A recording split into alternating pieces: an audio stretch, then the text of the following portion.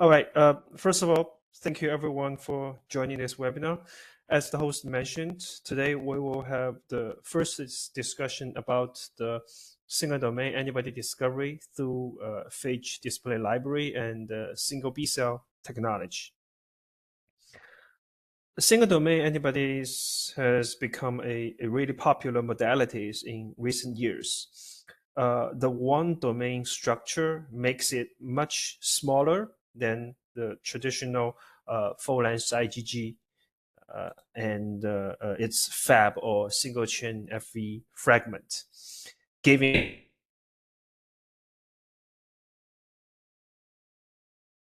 the flexibilities in the bispecific or multi-specific antibody. Moreover, its unique feature of the inner disulfide bond enables better and manufacturabilities. So far, single domain antibody is widely used in bispecific or multi-specific antibodies and CAR T cell therapies for tumor targetings. In addition to the drug targeting function, recently the single domain antibody is also applied in vivo delivery of cell therapies by conjugation of mRNA or LVV to single domain antibody targeting to the T cell. As of the end of 2023, there are 4 approved therapies using the single domain antibodies and more than 140 pipelines globally. Most of these pipelines are for either oncologies or autoimmune diseases. ProBio offers 3 different one-stop solutions to generate single domain antibody candidates. Immunized or naive alpaca single domain libraries can be generated with Phage display technologies, followed by binder screening and identification. Alternatively, people can also use the beacon-based single B cell platforms to recover desirable clones or sequences. Those candidates from any of those approaches will be further characterized by functional assays, followed with antibody engineering, and finally validated by in vivo disease model and developability panels. So with these 3 options, which one should I choose? Immunized Phage library is probably the most traditional approach. The antibody usually comes with higher affinities, but you may experience challenges in immunizations when there is immune tolerance issues in which the target antigens share high homologies between human and alpaca counterparts. Under such a circumstance, naive library can be a better and quicker option because it is totally independent of immunization.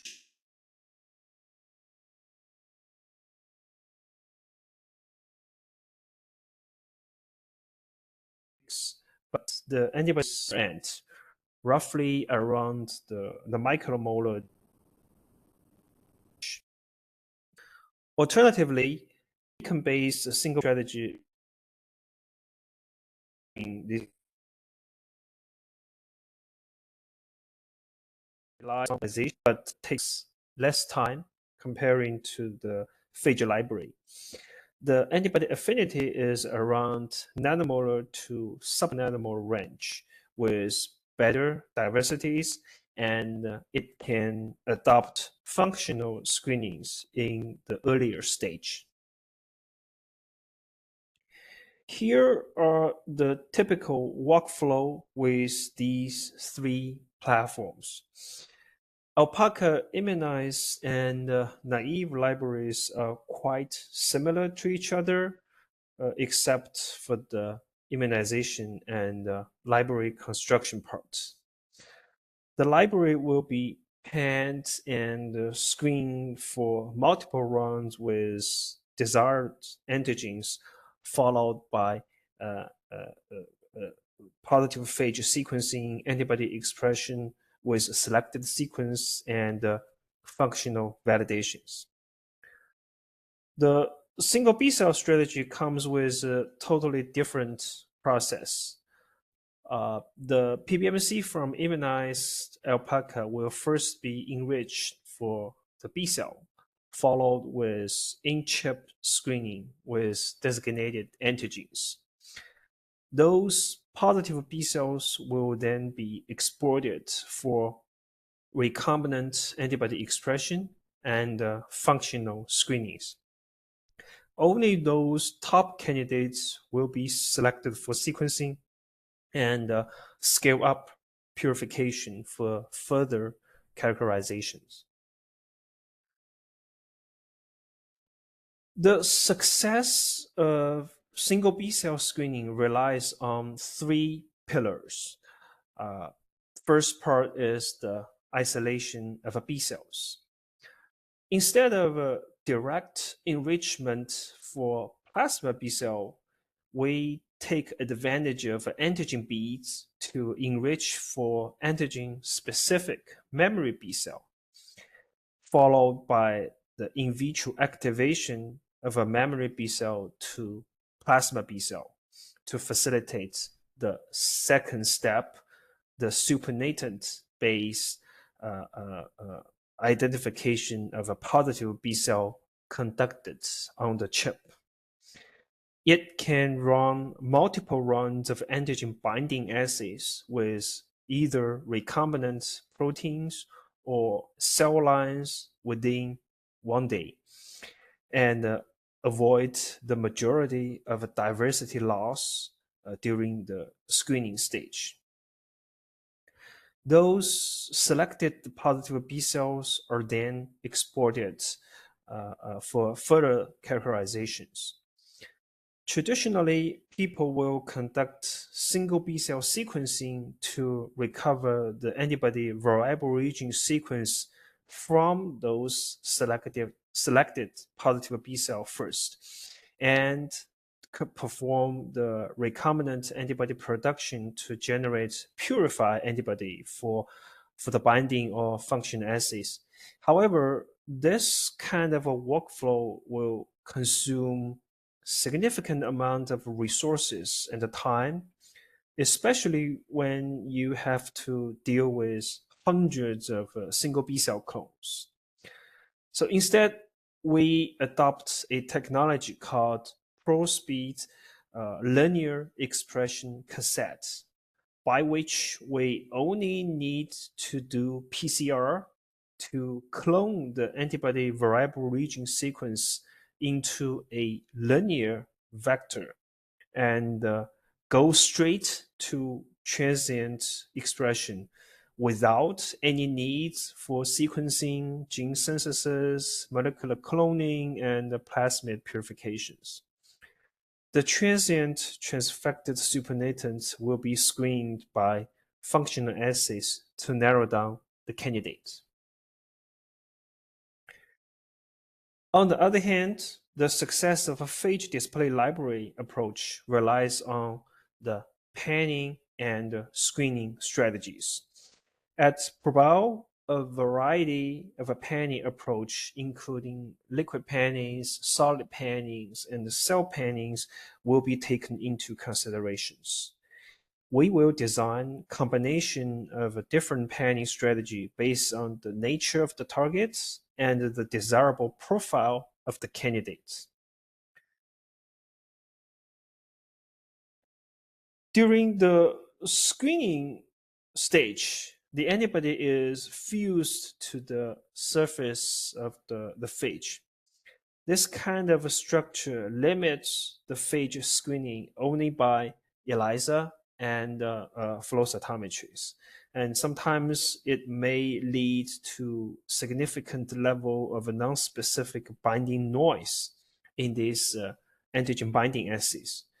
To tackle with these issues, we adopt a binary system in which the IPTG treatment will trigger the AMBER stop codon here to generate secreted soluble formats of the antibodies without the phage tag alone.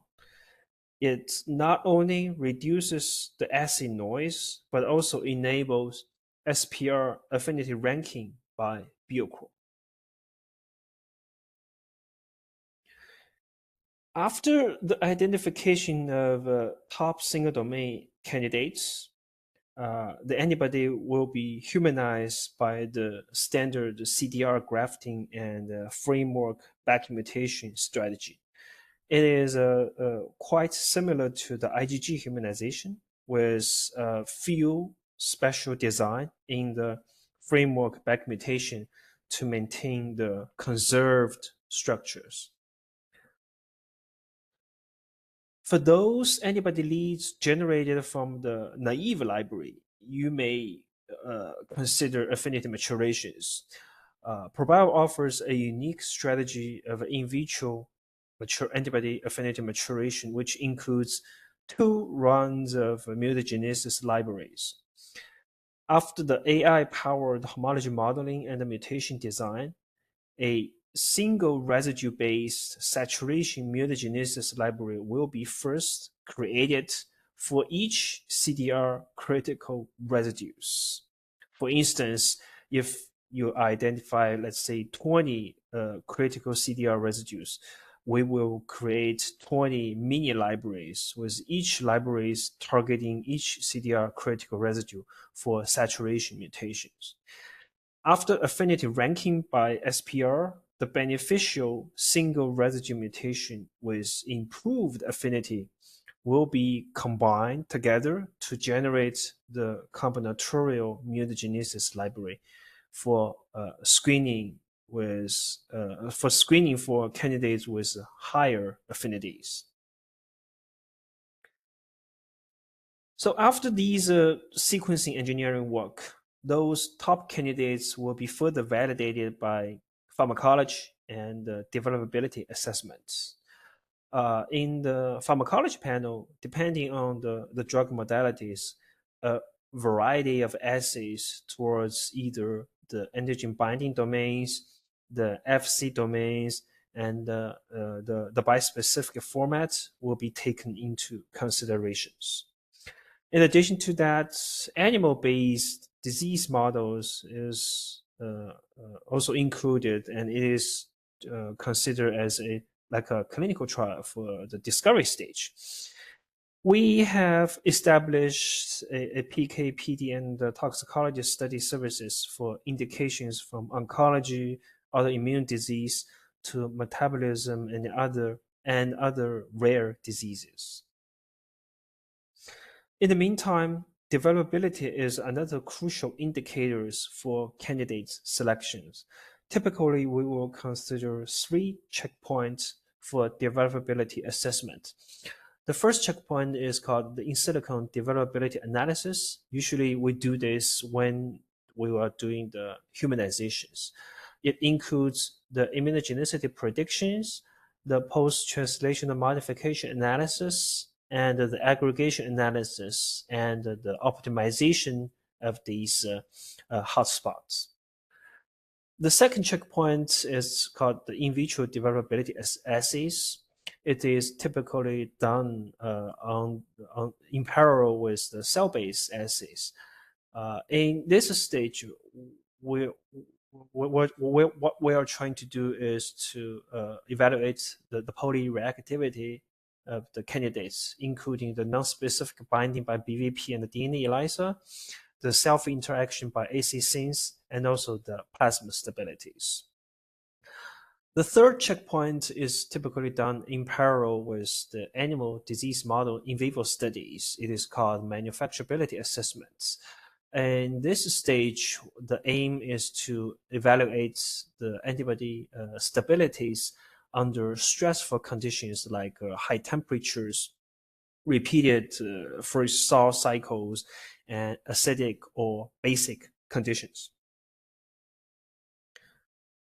Okay, so that's for the general introduction for the single domain antibody discovery, engineering, and pharmacology assessment. Next, I will share 3 separate case studies for each platform, starting with the alpaca immunized library to generate GPRC5D single domain antibody for the T-cell engager bispecific antibodies. GPRC5D is a pretty popular tumor-associated antigen target for oncology indication in recent years. There are multiple clinical pipelines covering modalities including TCEs, CAR-Ts, and ADCs with this TAA target. It belongs to the GPCR protein families with 7 transmembrane domains, which makes it challenging to generate recombinant antigen for immunizations. So under such circumstance, we use mRNA LNP, the full-length mRNA for the GPRC5D to deliver the immunogens in vivo. The Phage library was first panned and screened by GPRC5D overexpressing cell line and the MM1S myeloma cell lines. After sequencing recombinant conformation, we select the final top 6 binders from more than 150 hits for the T-cell engager bispecific construction and the cell-based functional characterizations. So let's start from the beginning. During the immunization, we used both engineered cell line, the overexpressing cell line, and the myeloma cancer cell line for the titer evaluations. In addition to that, both IgG and the VHH titer needs to be measured separately, especially for the VHH titer. Collectively speaking, the immune response peaks around the 4th immunization cycle, and this batch of a PBMC was chosen for library construction. During the library panning and screening stage, both engineered overexpression cell line and the MM1S myeloma cell line were used to enhance the recovery of a target-specific binders. So after recombinant production, the affinity of the top 12 binders were profiled by Phage flow cytometry dose titration experiments. Most of them demonstrated equal or better cell binding affinity comparing to the teclistamab, the clinical benchmark.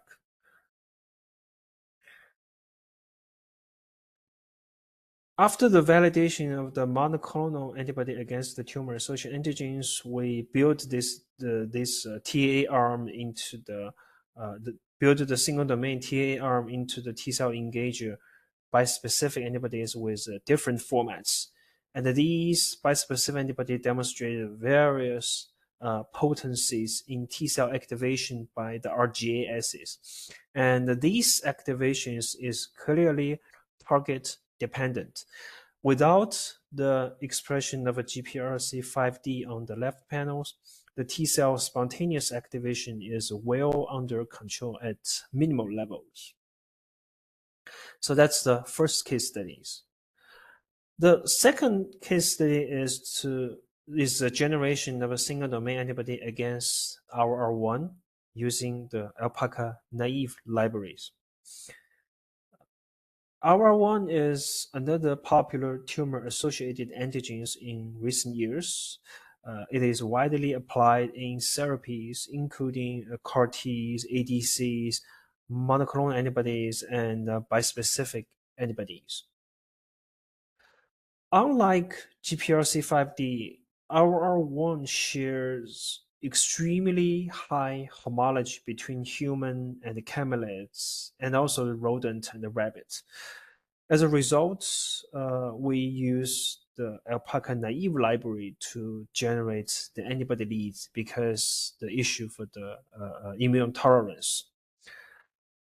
After panning and screening with a different extracellular domain protein and cell line, we narrowed down from more than 400 hits to 8 binders for CAR T function assays, and 3 top binders targeting each of these extracellular subdomains. The Ig-like domains, the Friso domains, the Kringon domains were selected for further antibody engineering. So let's go back to the CAR T functional characterizations.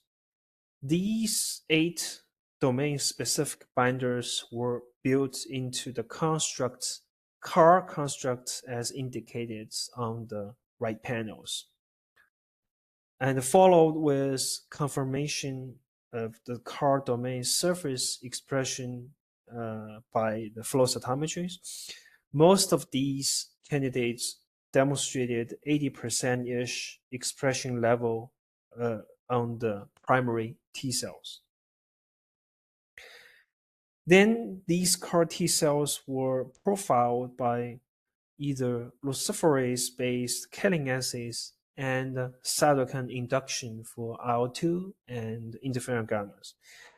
And these 3 candidates showed comparable efficacy towards the R12 CAR clinical benchmark. Then these top 3 binders were further humanized, and the affinity is well maintained at the 10 to the -7 range, same as the parental clones. Considering that the micromolar range affinity is somehow on the lower side for CAR T therapy, we further conducted affinity maturation with one of the top candidates, the clone AHP 15485. After the 2 rounds of mutagenesis library screenings, the affinity of the final candidate is improved to single-digit nanomolar range. All right, that's for the second case study. The last case study is to generate single domain antibodies against a immune checkpoint target using the single B cell solutions. Similar to the alpaca immunized phage library, we also monitored the serum titration for both IgG and the VHH, which is the IgG2 and the 3 isotype, against both human and cyno-monkey targets. The immune response after the 5th and 6th immunization are quite similar, and we decided to use these 2 batches of a PBMC for single B cell screenings. So first of all, this table summarizes the number of positive B cells we identified and the number of B cells we successfully recovered, the sequence we successfully recovered. For the PBMC after 5th and 6th immunizations, 156 and 188 positive B cells were identified and exported. 151 and 179 of them were successfully PCR, and all of them are or confirmed as a single domain, and they are all positive against the target antigen using the recombinant recombinant expressed supernatant. Then the sequencing results further demonstrate that roughly 58% and 56% of these sequences are the unique clones. After recombinant expression, we first evaluated the affinity by ELISA and flow cytometry.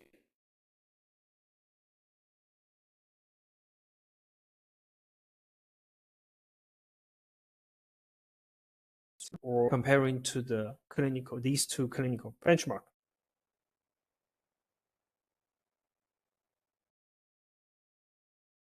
Is also utilizing the receptor ligand blocking experiment by ELISA to further characterize the epitope with these different candidates. So basically, if the antibody is competing or is able to block the interaction between the target antigen and its natural ligand, it means it binds to the epitope overlapping with this receptor ligand interacting pockets. Alternatively, if it doesn't block the receptor ligand blockings, it means it binds to a different epitope on the antigens. So the experiment data, the ELISA-based data here demonstrate that these top candidates shows a diversified receptor ligand blocking efficacies compared to the clinical benchmark, suggesting that the epitope diversity is within a desirable ranges. Finally, here is the phylogenetic tree analysis for the sequences. The unique sequence from the fifth immunization were labeled with yellow, and the sequences from sixth immunization were labeled with blues. This analysis shows candidates from different batch of PBMCs were evenly distributed across all antibody germlines, suggesting the diversity is well maintained during the screening process. Okay, so that's all for my presentations. Let's move on to the Q&A sessions. All right, let's have the first question. So you mentioned the computer prediction of immunogenicity in developability assessment. How accurate is the current prediction of immunogenicity by ProBio? If the molecule is predicted to be immunogenesis, will it be rolled out without being verified by wet tests? So for the first questions, the immunogenicity tools is actually built on AI-based softwares. We actually validated the system with a long list of clinical validated benchmarks. You can basically collect all of those clinical adverse effect data from public domains, and you can compare that wet lab data with the in silico prediction data. Based on our previous validation data, the correlation looks okay. I'm not saying that it's 100% accurate, but it can definitely help you to rank your candidates by this immunogenicity score. So for the second questions, normally we do not really rule out any candidates with high immunogenicity score because it's a simple predictions. We'll just take that score into consideration and combine with other profiling data, including developability and functionalities, to have a comprehensive picture of these candidate panels to make the call about to select which clones to move forwards. But essentially, you have to have narrowed down your candidates to maybe one to three candidates for the stable cell line generation and the whole CMC and R&D enabling work. Before the CMC, you can still choose to run early stage monkey studies for the immunogenicity and the toxicology studies. During that time, you can include probably 2 to 3 different molecules for the wet lab based immunogenicity evaluations. So that's for the first questions. Second, In single B cell case study, 100% clone the single domains. Could you explain the reason why H2L2 IgG is missing? I'm not sure what you mean by H2L2 IgGs. If you are referring to the full-length IgGs, this really depends on what kind of secondary antibodies you're using during the single B cell screenings. I know a lot of commercially available secondary antibodies, although it claims to be specific for VHH, but it still has a cross reactivities towards the traditional, the full-length IgGs. So that's why lots of people pick up IgGs when you do the single domain antibody discoveries. Meaning, after the sequencings, you will recover both the VHH sequence and the IgG sequence. But for our solutions, we actually utilize a optimized secondary antibodies against the VHH. The cross reactivities of these secondary antibody to IgG is minimized. So the majority of the antibodies showing positive on the single B cell screening is actually VHH, but not IgG. So this is really related to the quality of the secondary antibodies, the anti-VHH secondary antibodies you're using for the B cell screening stage.